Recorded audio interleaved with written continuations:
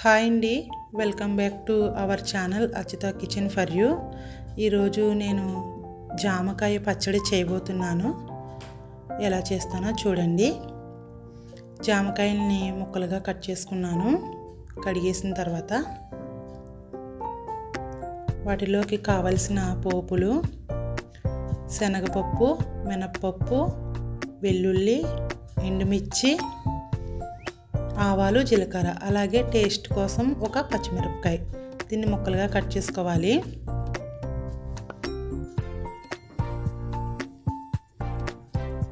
Pan పెట్టి heat అయిన తర్వాత కొద్దిగా ఆయిల్ వేసుకోవాలి.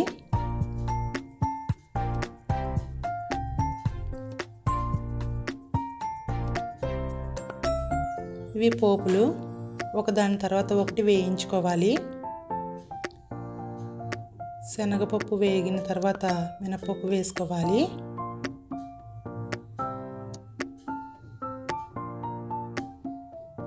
మినపప్పు కూడా వేగిన తర్వాత మిగతా పోపులను ఇందులో వేసుకోవాలి.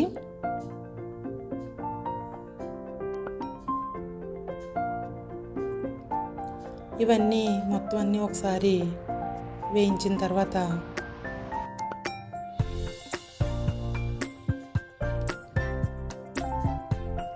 మనం కొద్దిగా చింతపండు వేసుకోవాలి. టేస్ట్ కోసం ఉట్టు ఉంటే తీస్తాను, ఎంత అవసరం లేదు, చిన్నది. చింతపండు కూడా వేగిన తర్వాత కట్ చేసి పెట్టుకున్న జామకాయ ముక్కలను కూడా వేసుకోవాలి. ఇవి సిమ్లో వేయించుకోవాలి, ఫ్రూట్లో ప్రాపర్టీస్ ఏమీ పోకుండా.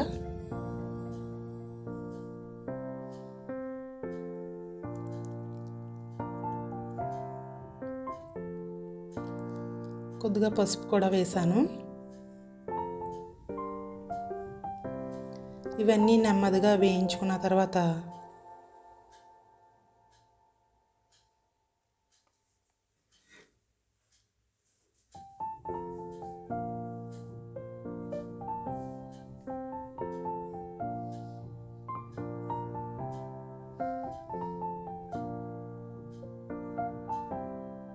కొద్దిగా సాల్ట్ వేసుకోవాలి.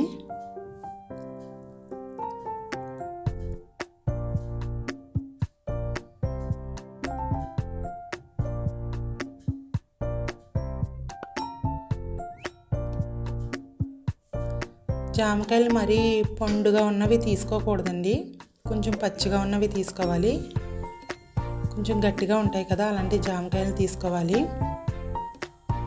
ఇవన్నీ స్టవ్ ఆఫ్ చేసిన తర్వాత చల్లారాక ఒక మిక్సీ జార్లోకి తీసుకోవాలి. గ్రైండ్ చేసిన తర్వాత ఇలా ఉందండి. కొంచెం చిన్న చిన్ని ముక్కలుగా ముక్క చెక్కలా ఉండేలా చూసుకోవాలి. పచ్చడి మరీ పేస్ట్లా కాకుండా. దీన్ని ఉత్తి నోటుతోనే తినేస్తారు పిల్లలైతే. అంతే అండి, టేస్టీ జామకాయ పచ్చడి రెడీ. తప్పకుండా ట్రై చేయండి.